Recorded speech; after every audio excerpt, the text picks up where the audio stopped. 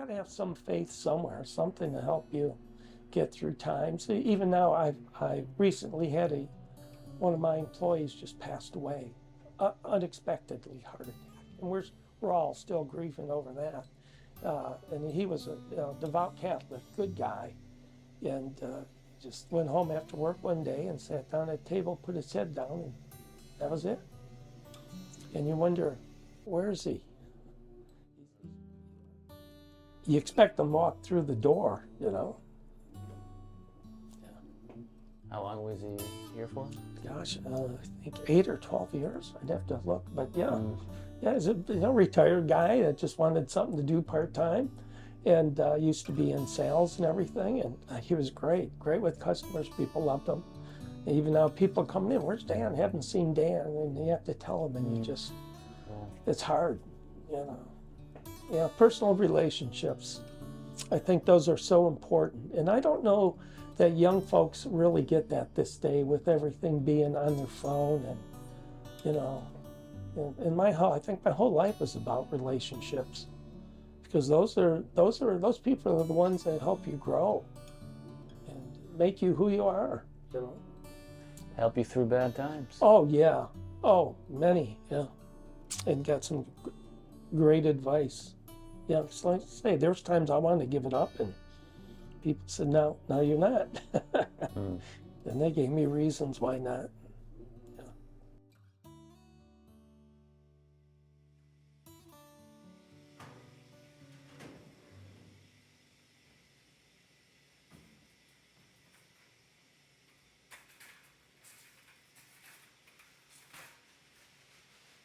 We get, of course, all the lights turned on, get things. We actually take everything out of the counters, rework them, refresh all the counters. So that's why we're here early doing that, so it's ready when we open. I'm going to start doing some ground meat, because we do it fresh here every day, all day long, which is a bit different than you'll find in many other places that get it ground from somewhere else and then shipped in. So people always ask me, what's the secret to good ground beef? And one, that's the quality of the meat and the freshness. You need it ground fresh the day you're going to use it, not 4 days ago. Makes all the difference in the world. I mean, it's like we were talking about earlier about having confidence in yourself or what you do. Of course, there's people that you couldn't come walk off the street and do this. We've had people we've tried to train, they didn't have it.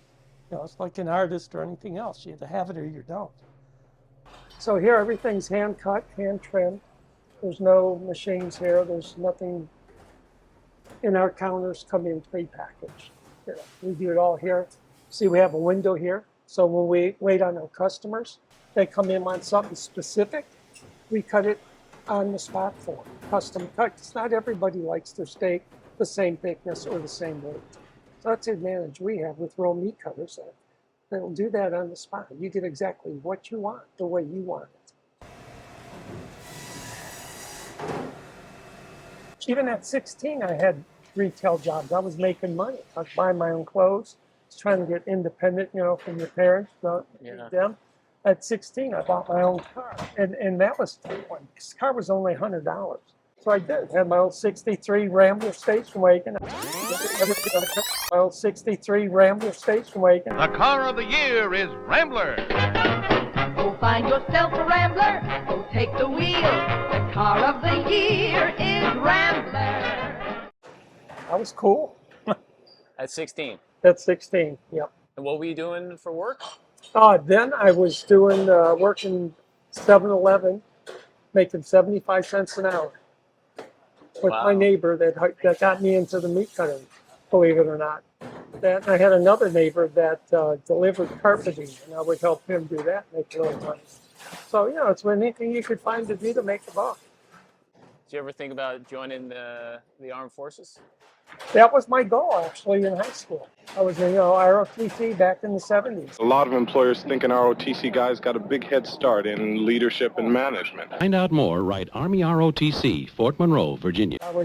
I made it all the way in my junior year to the top of my class. I would be squadron commander my senior year, and that was going to be my gateway to the Air Force Academy. But back then, military was not the thing to be a part of. It was all anti-military.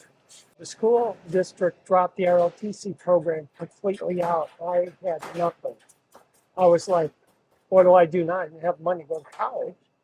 I didn't know what I wanted to do, but I thought I wanted to go in the Air Force, be a pilot.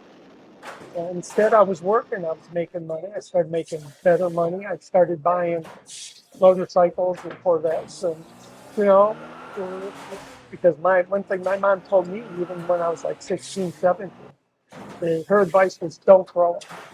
Just stay a kid as long as you can. Because once you're an adult, time goes by too fast. And it's not near as much fun. Just do all the stuff you want to do before you settle down, so you have no regrets. So on a motorcycle. Finally, my buddy and I, we saw this commercial on TV about these guys get on these little motorcycles, drive to Alaska. So we decided we should do that. So he bought this nice Kawasaki 900. I bought the Gold Wing Honda 1000 Gold Wing. We loaded it off, went from Detroit to the northern state, up through British Columbia, jumped on a ferry to Ketchikan, which was nothing back then compared to what it is now. 10,000 miles in 1 month. Wow. Yeah, that was something you never forget. And there's part of me that always wanted to kind of do something like that again. Yeah. Unfortunately, back in '99, on my birthday, I had another motorcycle. And all I wanted for my birthday was to ride my bike.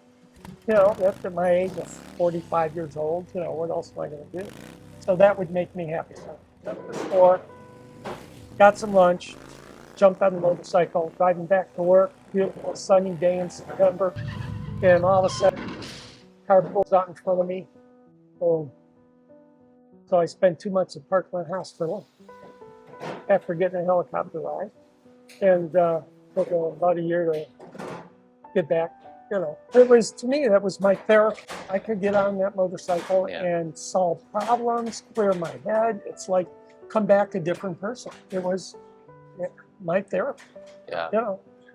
So that's changed. So now my therapist is sitting on the patio with a glass of scotch and music on and feed the birds.